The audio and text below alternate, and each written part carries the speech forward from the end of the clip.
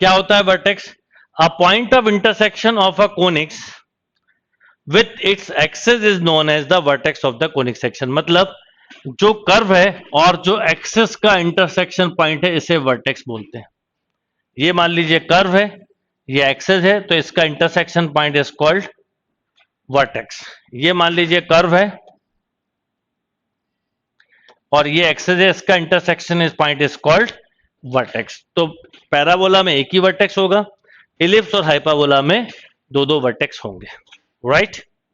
Focal cord, सबसे पहले हम कॉर्ड की बात करें तो जैसे सर्कल से थोड़ा कंसेप्ट बनाए तो ज्यादा अच्छा रहेगा।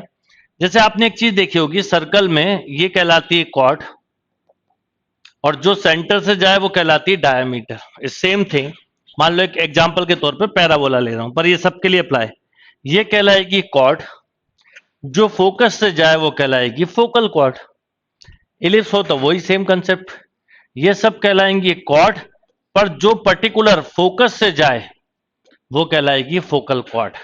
तो डेफिनेशन क्या होगी? कई एक क्वेश्चन भी आया हुआ था निमसेट में फोकल कॉर्ड पे, इसी से करना डेफिनेशन से। A chord passing through the focus is known as focal chord. क्या बोला मैंने? A chord passing through the focus known as the focal chord, right. तो ये अगली डेफिनेशन हुई फोकल कॉर्ड की। थोड़ा इससे आगे बढ़ते हैं। Latus rectum. अब मान लो यही कॉर्ड जो हमने बात की थी, इसी कॉर्ड को जो अभी हमने थोड़ी देर पहले बात की थी, अगर ये कॉर्ड, देखिए समझना, पैराबोला से कंसेप्ट बनाते हैं। ये कॉर्ड फोकस से गई फोकल कॉर्ड, और अगर फोकस से जाए और एक्सिस पर परपेंडिकुलर हो तो इसको बेटा नाम दे देते हैं लेटर सेक्टम। अक्सर लेंथ ऑफ लेटर सेक्टम या तो पूछी जाती है या दी गई होती है, और लेटर सेक्टम से कई क्वेश्चन बनते हैं।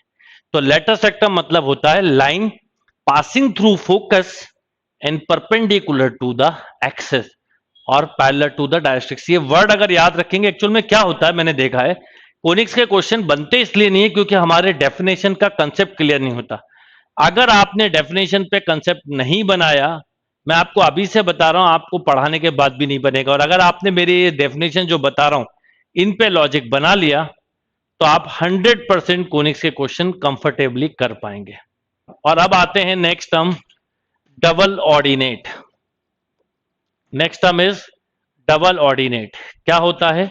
अ chord of the conics which is perpendicular to the axis is called double ordinate. यानी फोकल कॉर्ड लेटर सेक्टम तो होती है, पर ऐसी कोई भी कॉर्ड जो एक्सिस पर परपेंडिकुलर हो, एक लेटर सेक्टम इसका पार्ट हो गया, पर ऐसी सभी कॉर्ड जो एक्सिस पर परपेंडिकुलर से डबल ऑर्डिनेट बोलते हैं। डबल ऑर्डिनेट इसलिए कि अगर इसका कोऑर्डिनेट एक्स वाई है तो इसका होता है एक्स कॉमा माइनस वाई, यानी वाई निगेटिव होगा, इसलिए इसे डबल ऑर्डिनेट या डबल ऐसा बोला जाता है।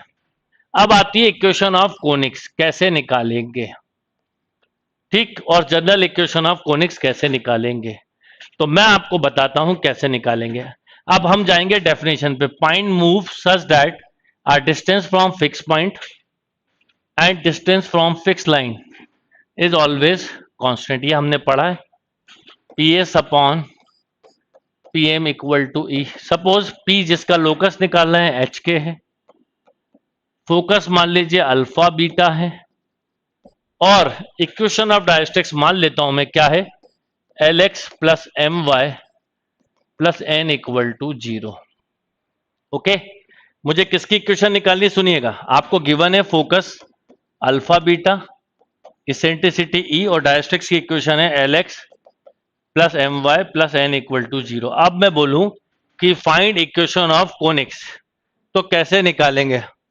हम अगर बात करें, ये अभी मैं कोई पैराबोला नहीं ले रहा हूं, आप लोग पैराबोला मत लिखिए। आप लिखेंगे P S equal to E P M, या P S square equal to E square P M square. P S मतलब डिस्टेंस बिन टू पॉइंट्स, तो आप लिखेंगे एच माइनस अल्फा का square plus K minus beta का whole square equal to E square.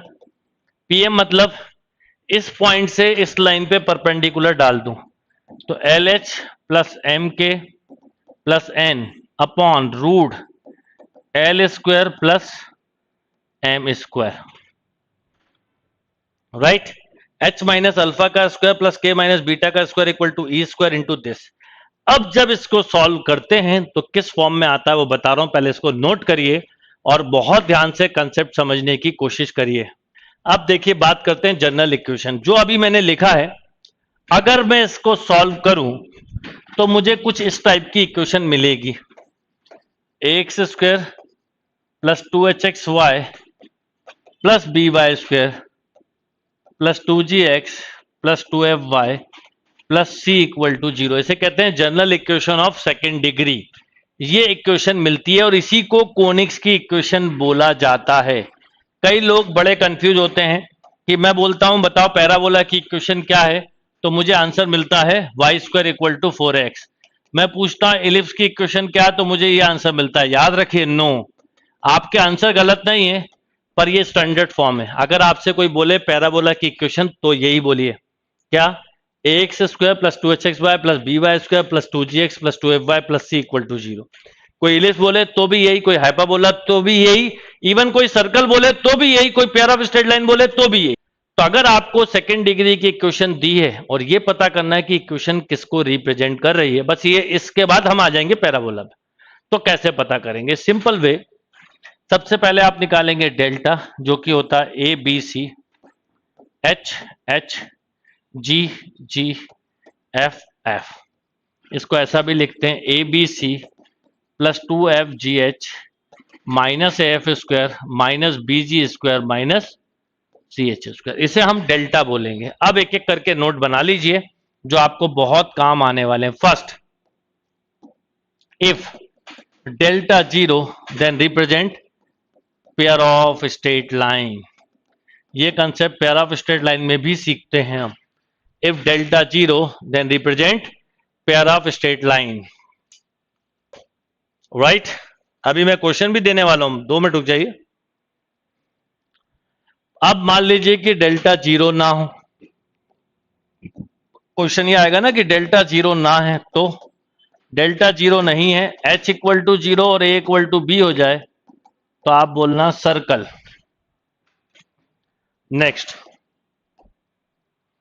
मान लीजिए कि डेल्टा तो नॉट 0, ये नेसेसरी कंडीशन है, but h square equal to A B है, तो ये हो गया पैराबोला।